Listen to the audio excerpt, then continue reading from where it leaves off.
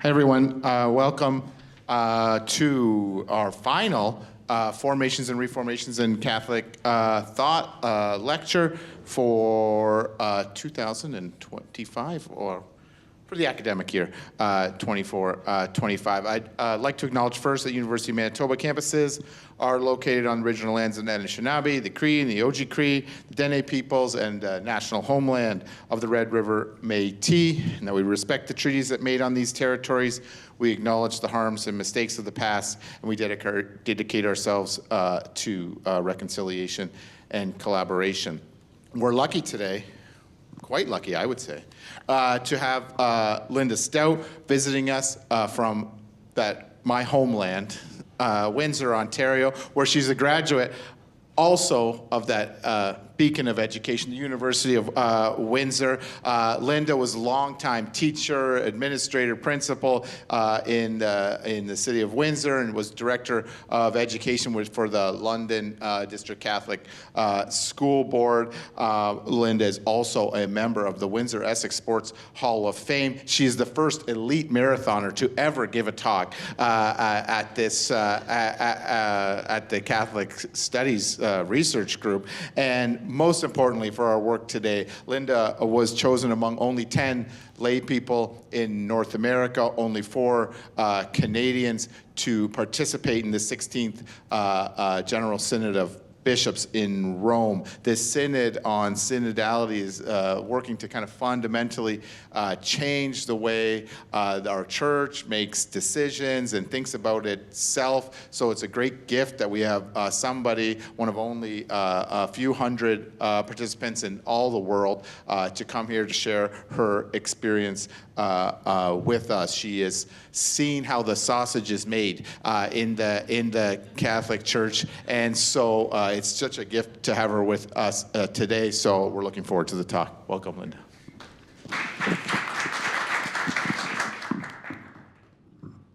Thanks, Daniel, for the introduction. And it's a pleasure to be here. I appreciate the warmer temperatures.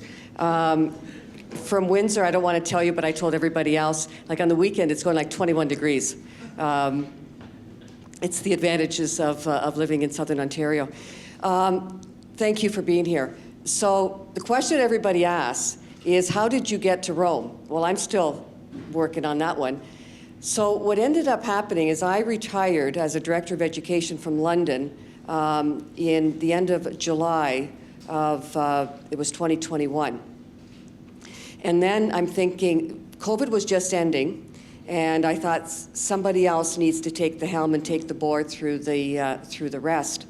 And so now I'm thinking, okay, now what am I going to do? So in a weak moment, I told the bishop that if you need anything, well, he took me up on that immediately and ended up working in the London Diocese to organize the synod sessions for the diocese. I was then asked if I would participate in the group that would now write the provincial report. And I thought my claim to fame was I got to present the provincial Ontario report to the Catholic bishops from Canada. And then April of 2023, the Pope makes this announcement and says for the first time he wants lay people. And he specifically wants young people and women. Well, I only fit in one of those categories, but I took it. And to be not just participants, but voting delegates. This has never happened before. And I'm thinking, oh, this is just wonderful. And again, never thinking that I now was going to be one of those. So I think I was vacationing, and I get this call from Bishop Fabbro, and he said, can I put your name forward? And I think I'm honored. Now I'm thinking, just to put my name forward to be a participant, thinking nothing more of it. And then at the end of June, the call comes in that, Linda, you were selected. Now, I am not asking any questions because I do not have a theology degree. I'm an educator. And it was immediately said, Linda, we have enough of those. We need a lay person. And what a gift for me was to be an educator in Catholic education now, to have the voice. So I'm going to tell you my experience, and it's a pretty good one. My story is great. My pictures are even better. So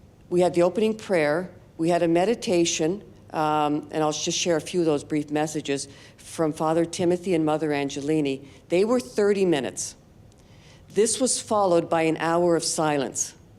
We never do this. We don't even do the opposite. So we now had an hour of silence to reflect upon what was just shared. Again, had a break, then the same thing, a meditation and an hour of silence. I was then introduced to Roman siesta, and which meant we were now off until 4 o'clock in the afternoon.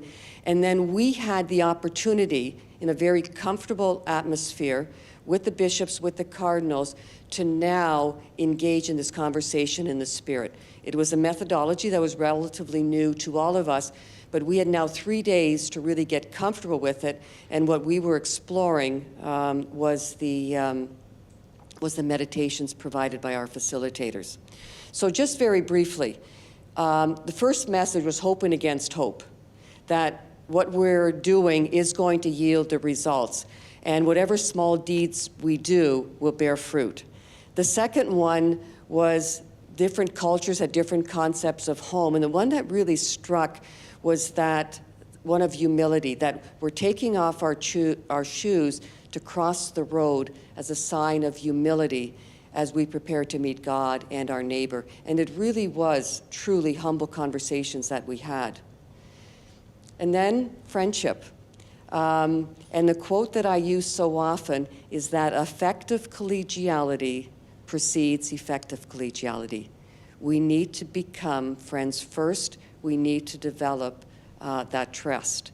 And you just have to now look at what's happening in the world and how much that statement is true. And then the conversation leads to conversion.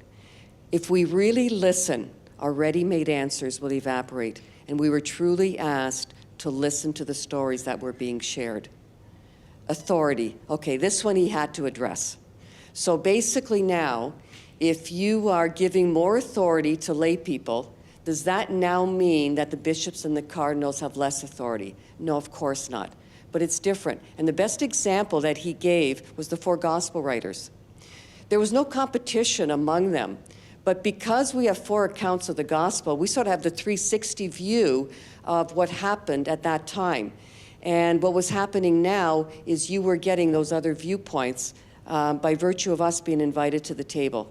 And then the last one, I felt he was talking to me as a director of education, was letting ourselves be guided by the Holy Spirit and not attempting to plan every single detail.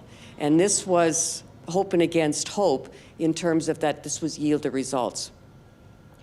So we began each of the modules, and I'll share with you the number of modules. We were all gathered at St. Peter's. So frequently the masses were in another language that I didn't understand. So during the homily, you're closing your eyes.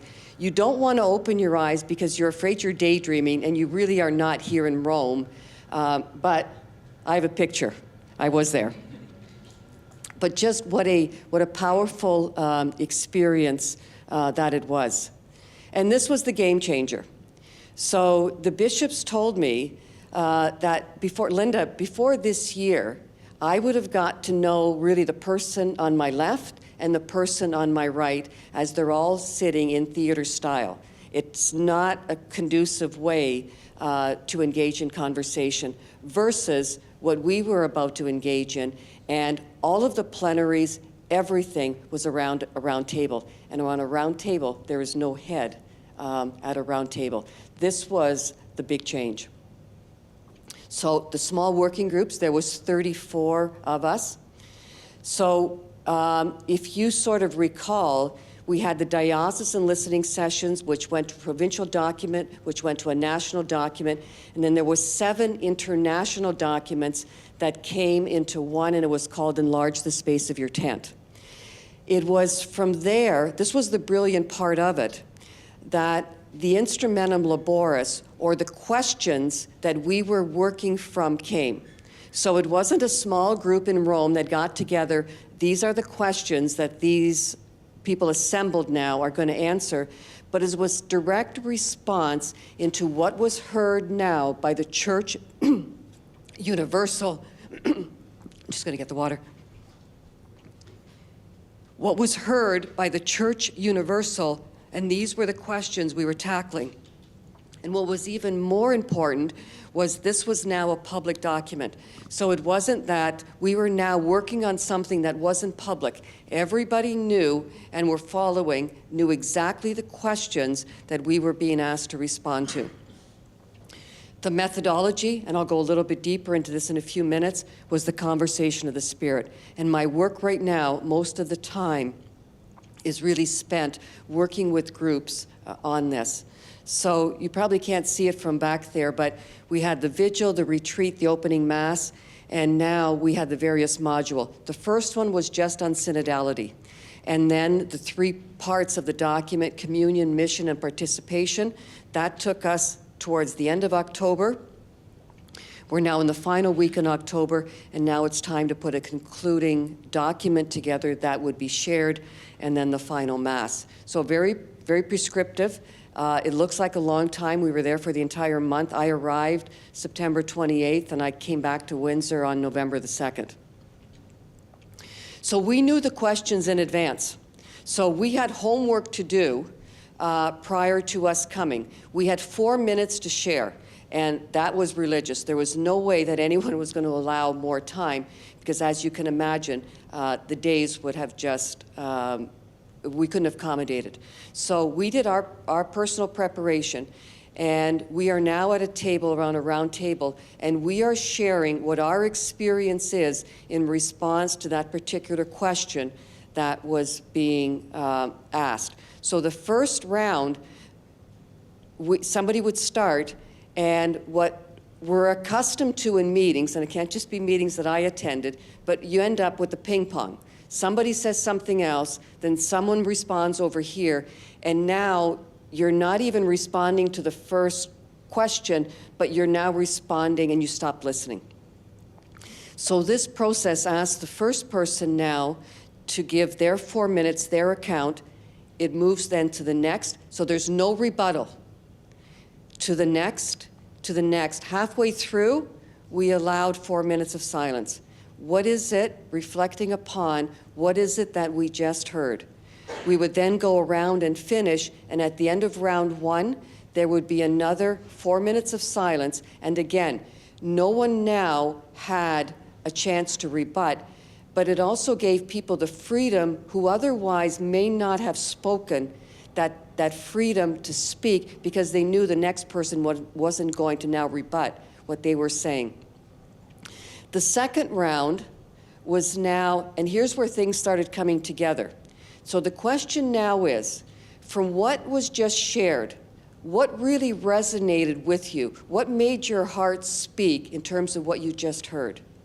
So again, the same process, and now you started to see the commonalities approach in terms of what not just one person said, but what did everyone around the table say?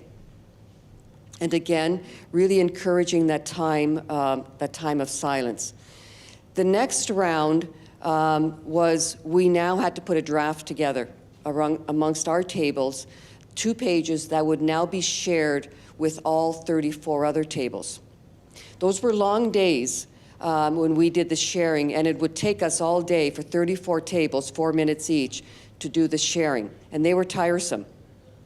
As we are doing so, the Pope made it a point to be present on those days, and he's there listening and he's taking notes.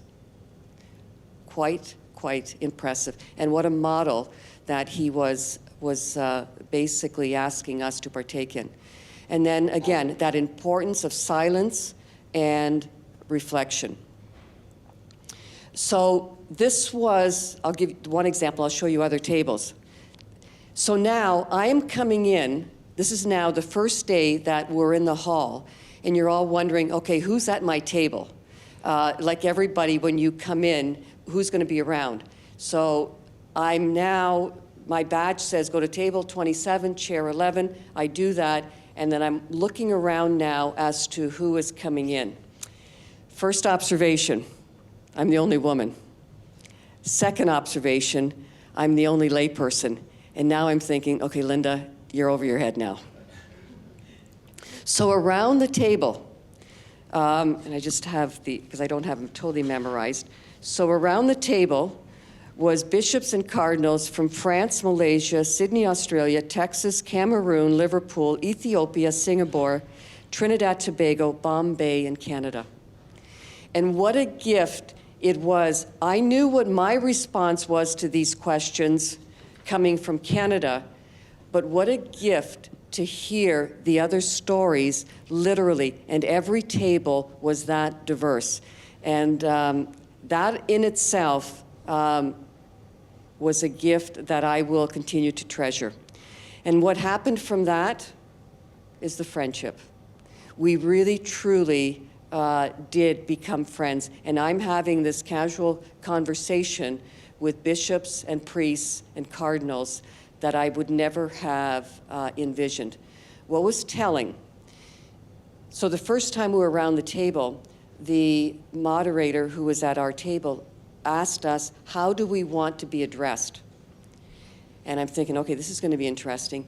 Every single bishop and cardinal indicated by their first name, not even Cardinal Joe or Cardinal, it was literally by their first names. Now, we didn't go that far, but we definitely call them by their first name. I don't call my own bishop by his first name, but that was the ease and the respect that we had for each other and just how comfortable we became, and we became friends. So we're now nearing the end. This is October of 2023. Been working for a month. All of the reports, we had teams of writers in the background who were now synthesizing and putting this all together. We received the draft report about the Thursday before the Saturday that we were voting. And when we received the draft, we had the opportunity now amongst our table, and we spent a day to offer any revisions that we had wished to make.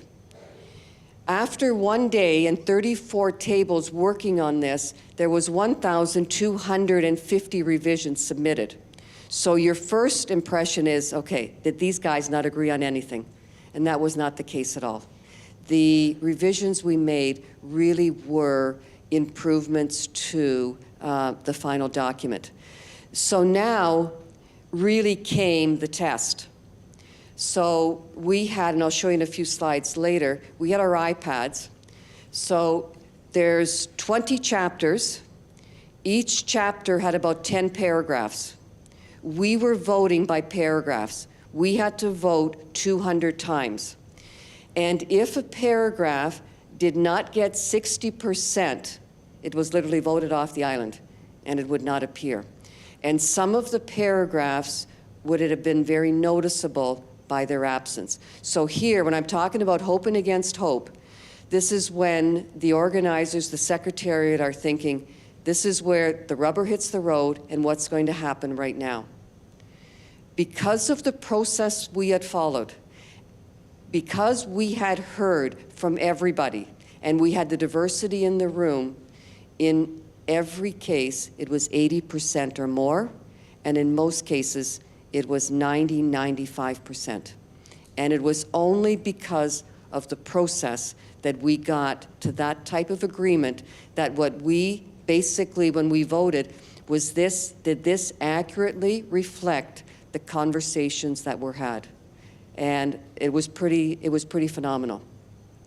So the main themes that, and you can go back and read the document, but the main themes that came out was the conversation of the Spirit as a tool, that welcoming, the listening, the including, the accompaniment, the expanded role of women in ministry and in leadership, the expanded lay involvement, co-responsibility, not only of women, but of men, of lay men stepping forward, the ongoing formation for everyone in synodality and mission in the digital environment. So it was now November, and we were all leaving. So what happened now was this document went out. It was immediately made public, and dioceses were asked now to offer reflections on it, and offer some best practices, things that have been happening in the diocese from which we can learn that speaks to one of these areas in the document. So then all of that was again accumulated.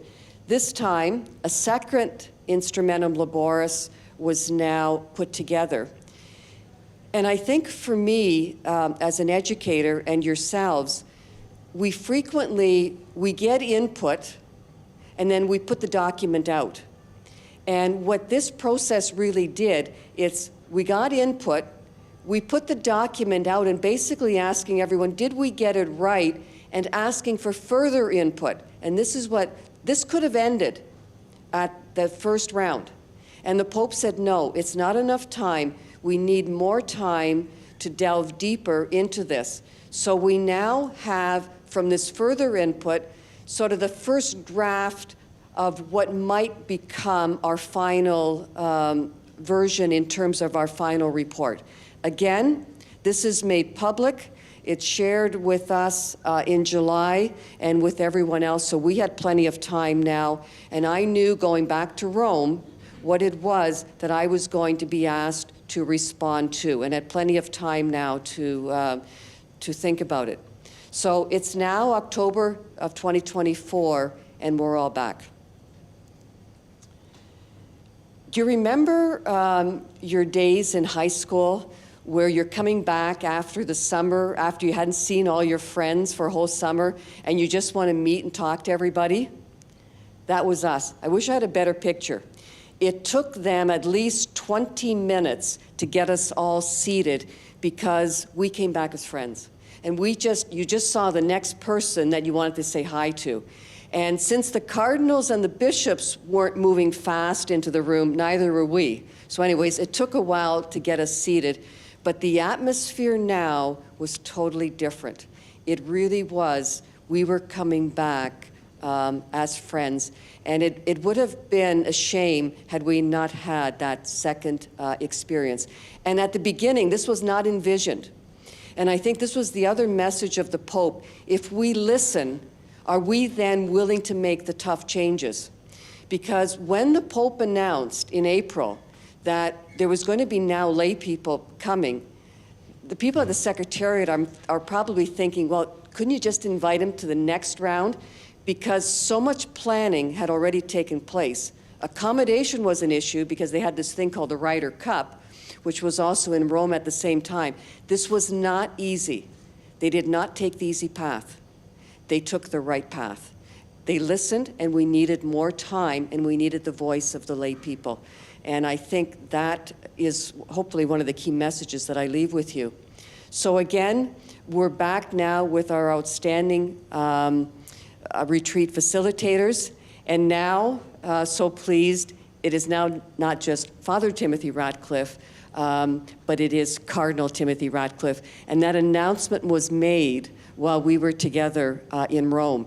And I did not know this, but they do not get any advance warning. So one of the bishops who was next to me, usually for breakfast, was the bishop from Tokyo. So he's walking through somewhere on the Sunday morning just after the Angelus, and his phone is just going off like crazy. So they're calling back from home and saying, congratulations, this is wonderful, you're the best person. And he's going, what are you talking about? He says, you've just been made cardinal. No advance warning. The next morning when we're at breakfast together, he was still, I have to admit, a bit shell-shocked in terms of what had just happened. So again, the process is led by a retreat. We're staying in Rome. It would have meant just more travel and more time. And this time we didn't need as much time because we really had coming to know each other. But what really came true right now was what Father Timothy shared with us at the beginning. Hope and against hope, we were already seeing what this was accomplishing. The friendship, so evident. We were amongst friends. The conversation, if we really listen, our ready-made answers did evaporate. And that spirit of truth, letting ourselves be willing to be guided by the Holy Spirit. So now it's the first Mass to open the Synod. We all brought rain gear. So we gather there. If you see the picture on the left, we were convinced it was going to rain. We had the clouds. The minute the Pope gets wheeled out, it's the clouds on the right. And we should have had greater faith that this was going to, but so we were able to participate, but also anybody who was in Rome, and as you can see, St. Peter's was filled. And he was not going to not take this opportunity to be with the people. So even though he had to be with us, he's now in his Pope mobile, and you could tell exactly where he was in the crowd because you would just hear this roar. And he made his way to meet the people who had come to see him. This was my daily walk to work, rather nice. This was the hall that we were working in.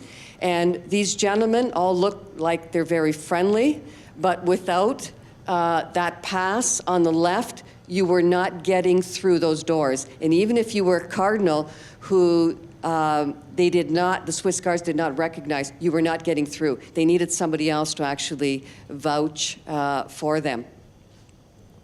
So this was the audience hall, Paul VI audience hall, and you see the round tables that we were there throughout the entire time. Without the technology, we could not have done this. So like I said, when I got to table 27, chair 11, in front of me is an iPad. At the back of my name tag is a QR code. Scan the QR code.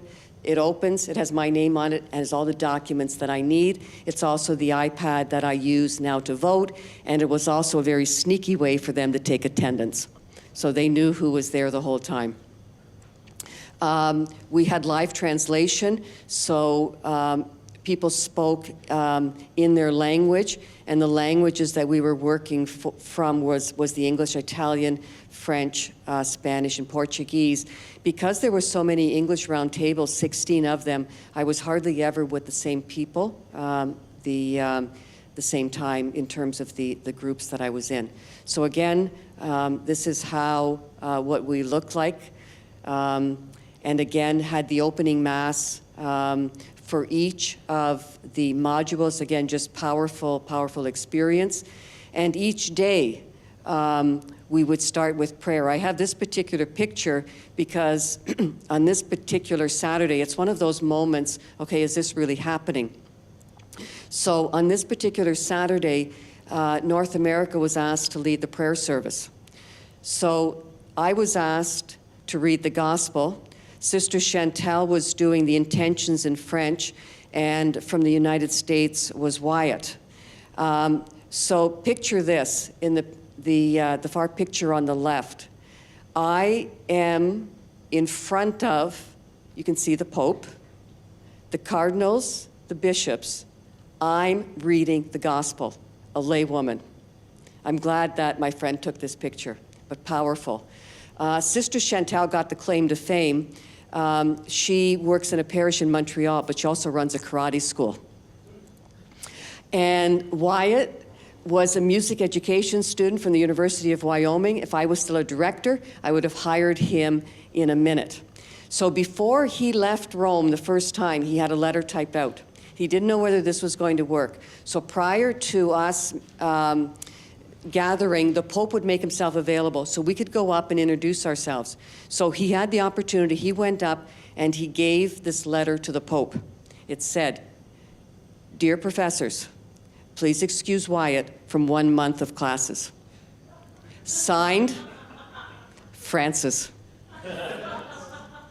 So literally it made the news all throughout Rome, but all over. And he really does have a letter right now signed by him that got him out of classes for the month.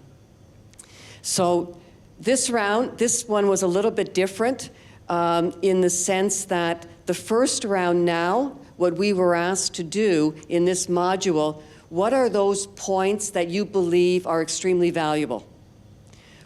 Second round, what are those points that need to be discussed further? And then the third round, we were asked to identify the main themes. So what this sort of did right now is highlighted, by the time everybody spoke, what are those points that are really important? And then the main themes that emerged, we voted on what was the highest priority. So we got a sense of what was really important to everybody, and so did the writers who were working with us. So again, for each of those modules, we knew those main themes, those points that we really had to make sure that we're addressing in our work. And I had the opportunity, for one, to provide a reflection from some work that was going on, and again, just a gift to be able to do so in front of everybody, but also to do so as a Catholic educator. So that basically was our month, this past October. Again, this was one of my table groups, same pattern that you saw, and another table group. So the final document, we were now again able to do the edits for it, and we worked a whole day on those amendments. Those amendments were made, and we now had to vote. And once again, the vote was such that in almost all cases, it was well over 80% that every of those paragraphs that we had addressed were agreed upon. So we are now ecstatic. Our work is done, and we realize right now that every paragraph stood in terms of that we had worked upon. Then the Pope pulled sort of a fast one on us that nobody was expecting, but was a true indication of synodality. Normally, in the first page of the document is, here is our work, we present this to the Holy Father, then he basically issues basically a post-synodal exhortation on it.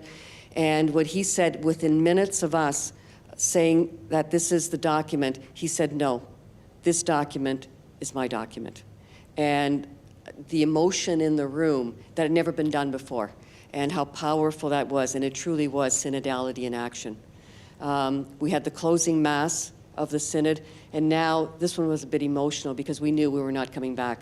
I'm still in touch with people, and actually I just got a message from the delegates just this past weekend, and in the work that we had done. I'm just going to very briefly, time doesn't permit, some of the key paragraphs, but basically this synodal journey and that now has to continue in the parishes and the schools. The heart of synodality, of walking together, and we have an example in Mary in terms of what it truly means to be a synodal church. The issue of co-responsibility, and again, you can see this in the document yourself, that this conversation in the Spirit becomes a tool in terms of how we work, and really that listening to discern. The decision-making, it's a new way of making decisions in terms of ensuring that we hear the voices of all, and that listening to the Word of God is really that starting point for all that discernment. And then what our hope is that the parish councils, that this is the way that they operate in terms of truly listening, ensuring that every voice is heard. And it's not just for parish councils. If I was still a director, I would have used this methodology now in terms of working with the senior team, just making sure that we're hearing and ensuring that every voice is heard. His final document was the only thing that he added, and he's basically saying that this is the way that we need to operate, and he's expecting now the bishops to implement it in their various dioceses, and they will be reporting back to Rome in terms of the progress that is being made. So this was Team Canada. We were invited by the commissioner, Joyce Napier, who some of you may look familiar. She was a CTV correspondent, parliamentary, and is now the ambassador of Canada to the Holy See, and it was a gift to be there. The women of the Synod asked for a papal audience, and he gave it to us. And of course, you can't leave without your family photo. And that was just wonderful. And again, just the friendship, the fraternity that developed amongst ourselves, and what a truly gift it was. This was the family photo with all of us together. So this was now all of the writers, all of the participants with the Pope. And that's how many people were involved, literally worldwide. And then I had my moment with the Pope. And just something that you can tell when you are with him, how engaged and listening. And so people are asking me, well, what did he say to you? And it's what he said to everybody. Can you pray for me?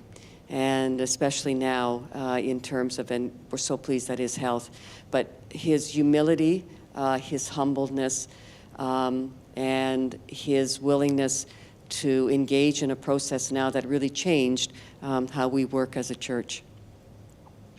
So, like I said, leaving this time was a little bit more difficult. And I just conclude with this in terms of what is the hope now, and the work that I'm doing within various dioceses and with educators is how can that conversation of the Spirit become part of our practice, ensuring that every voice is heard, listening, especially to those on the margins, where we truly do focus on listening rather than responding, where we listen to understand what is the experience of the other, where we're discerning together, and in terms of where is the Spirit leading us, then that where prayer, listening, silence, and reflection are core to our work, where trust is built and where friendships are built. And the quote that I love is that to listen is to lean in softly with the willingness to be changed by what we hear. And then, are we willing to be changed by what we hear? So with that, thank you. I had instructions to be done by 1:45. Look at that, right on the money. We have some time for questions. A fantastic presentation, and learned a lot, and it looked like just a tremendous experience. So if anyone has any questions, I'm happy to pass you this microphone. Jason. Thank you, Dan, and thank you for your lecture. I guess you said it wasn't a lecture, but we learned a lot, so it was a lecture. Very briefly, 30 years ago, I was a student in Catholic Studies, like a lot of the students around me. I went to the Canadian Catholic Students Conference. We were led by a sister, a nun, who had dedicated her whole life to women in the church. It wasn't the only theme of the week, but it was touched upon. At the end of that week, we asked her, is there really any hope for the role of women in the church in leadership positions? And after all her years of work, she still turned to us and said, not in this pontificate. We almost made t-shirts out of that, not in this pontificate. That was in 1995. 30 years later, you're sitting around the tables, you're talking about the process. It all seems like it went really, really, really well. But I can't imagine there wasn't some pushback on number 9 of 20, the role of women in the church. And it was a key theme that you drew out from the whole process. As you're sitting there with your perspective, was there some pushback? Were there contentious issues? Were there difficult conversations that were had? And how did that go specific to that topic? No, it's an excellent question. So there were some topics now that needed further study. So one of the study groups is, in fact, on women and leadership. I say two things. The addressing women in ministry and women in leadership. I personally, this is me speaking, are hoping that the issue of a female diaconate does become a reality. But that's part of it. But the other part is women taking on leadership roles in the church. And I think that we're seeing now the Pope has made it, the number of sisters now that are leading these key positions in Rome, where the first time you have a cardinal really reporting to a sister, to a woman. Well, that never would have happened. And with that example, what we're seeing the Pope is doing it. Sister Natalie was the undersecretary for a Synod of Bishops. That would have been unheard of before. It would have been a cardinal who had that role. So the Pope is doing his best to provide those models of leadership. And I'm seeing it in my own diocese, and I'm seeing it in other dioceses where women are getting these key roles that you don't need to be ordained to have. And that separation from what you need in terms of ordained ministry and lay ministry. So we are seeing that. Where I was in the discussions, I can honestly say that I never even heard a comment that women don't have the ability, the skills, or the talents to do it. The question was, would we be given the opportunity to? And so I left with that feeling very hopeful. And being the only woman and layperson around our table, there were times I'm thinking, okay, you're probably giving too much weight to my answer right now, but I'm going to take it anyways. But they really, at the table discussions, the fact too that I was an educator was a neat perspective they needed to hear from in terms of somebody who had spent 36 years in education. So I always felt that my conversation was heard and valued. And where it's going with the ministry part, the final report is coming out in June for all 10 study groups. So we're all waiting to see in terms of where that goes. But thank you for that question. Do you have any others? Anybody else who's like to ask a question? Yeah. You talked a little bit about the process and the voting that was going on, even at this minutiae, at the paragraph level. And I'm not asking you to disclose paragraphs that you might have been connected to or not, but only having 80% still means that there's 20% that isn't in favor. And I was wondering about, going through that experience in such a global context with so many different perspectives. How did that voting process, did it affect your experience in terms of looking at and understanding how the document came together?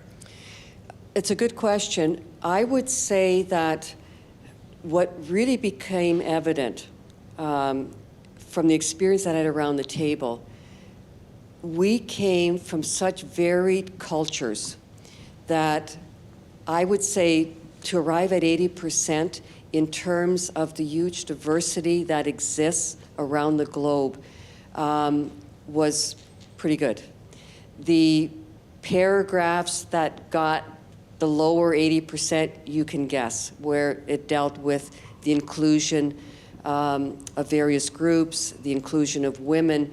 Those did not get the 90%. But the other paragraphs that we got to, yeah, I was pleased. The other thing that, and there's only, 350 of us who have the first working draft, let's say, of the second document.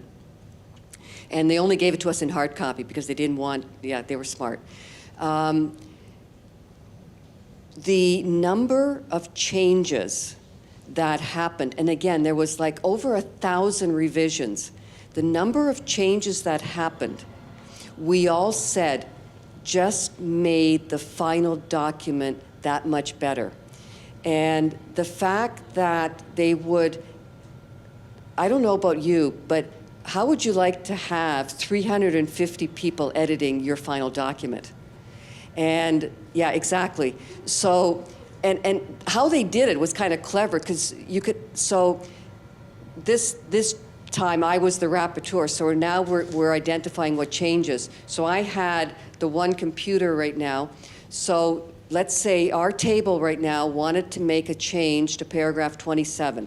So my job was to copy paragraph 27, take it from the right side of the screen, left side, put it on the right side of the screen, and now indicate by crossing out or highlighting exactly what it was that we were changing. We made that change, but before it would be adopted, we had to vote.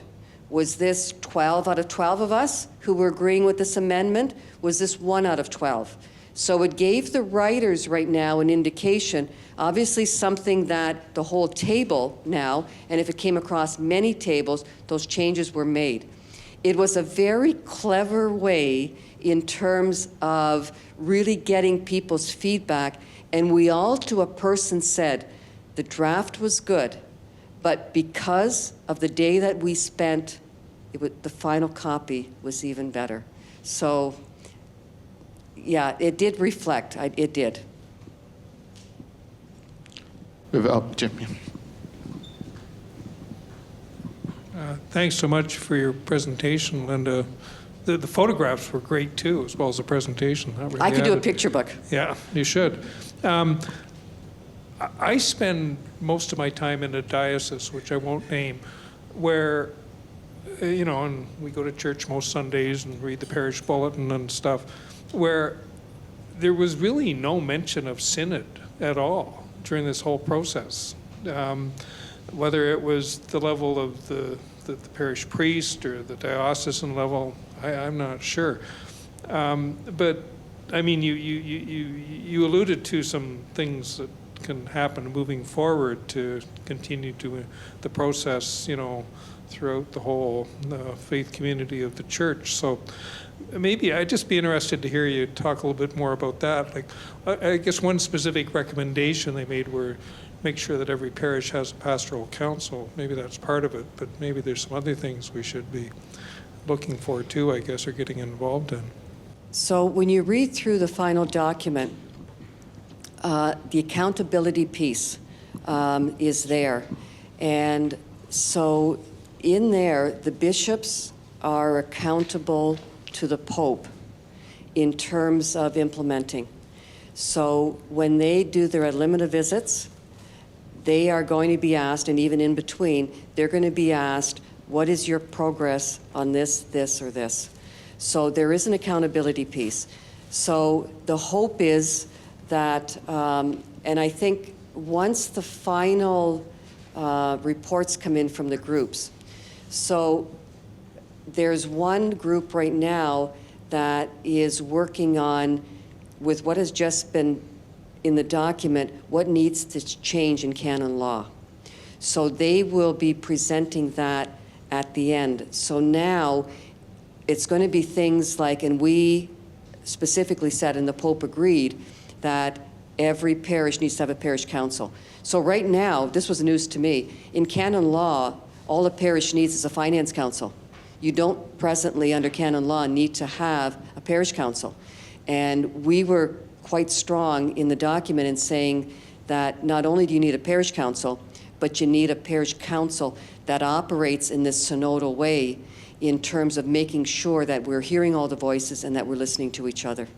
So the accountability piece is in there, so hopefully when the final reports come in and it becomes even stronger, in terms of what will be prescribed, that we'll see the changes. But and a lot of my work that right now that I'm doing with dioceses, I'm doing with parishes, and I'm doing with educators as well. So like I'm starting to see it, so it's just, and the nice part is this is now, it started at the ground level, and now the implementation needs also to begin from there and to move up.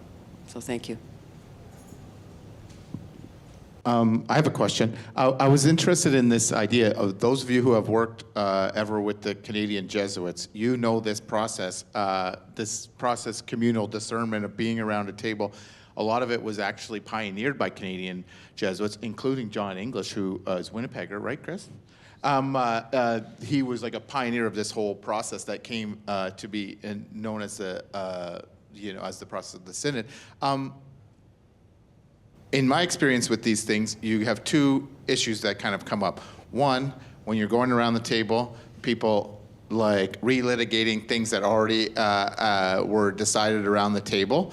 And the other one is like having a difficult time moving towards a decision because people find the process of like discernment and communal discernment and being listened to, some of whom being listened to for the first time in this kind of setting, they find it so fruitful that they just want to, keep going on that loop, and you never get anywhere sometimes. So did you find that at all in the process, or do you worry about that as you kind of try to apply that in the parish settings or other places in the church? We didn't find it because we were tasked that our table had to have a 2-page report that we were presenting to the whole group. So you wanted to make sure that you got it right in terms of capturing. So we had a definite assignment. And so the first round, so the times that you are the rapporteur or the note taker, you're really paying attention because you're the one now that has to put this all together. And you're going around the first round and you're going, oh boy, this is going to be tough, because you're just listening and it's so diverse. But that second round, in every single case, you really started to see where the commonalities were, and if there was differences, we named it. So it was the convergences and the differences. But that second round of listening to everybody and not just listening to one made the difference. And then from there, we were able to put our draft together. And here's the other neat thing. And this usually happened on a Saturday, and I'll end with this. So it is now, we worked 5.5 days. We worked from 8:30 in the morning until noon. We honored siesta from noon to 4. We came back at 4 till 8 o'clock. So now we're working 5.5 days, and our goal on the Saturday was we had our first draft. We had now listened to the other 33 tables. The question was now, from what you heard from the other 33 tables, is there anything that you want to add to this to make it stronger? My first reaction is, everybody wants to get out of here and get out onto the streets of Rome, and we're going to be out of here in no time. We did not leave one of those Saturdays before 12:30, because what we had heard could make our document better, and we were able to improve our document. That would be our final document from the table that would go to the writers because of what we heard. We were that committed to it. And the other thing that I want to say is when the documents, and I was part of it, went from the diocese to the province to national, you're thinking, is this a game of telephone? Where by the time it starts from here, and by the time it ends here, it's going to be garbled. It was the exact opposite. The messages kept getting amplified. It was the same messages, and by the time we got to the international level, it was even stronger because we heard it from so many different groups. So the process works, and I'm, having witnessed it, I'm your number one person in terms of affirming how it works. So thank you. So please join me, everyone, in thanking. We'll be providing Linda with the premier sweatshirt in Western Canadian Catholic education. Thank you all for coming, and thank you, Linda, for sharing your great experience with us. And the event will be on, or this talk today will be on Catholic Studies website in a few weeks. So if you want to go back and look at it again, please feel free to. And join me again in thanking Linda.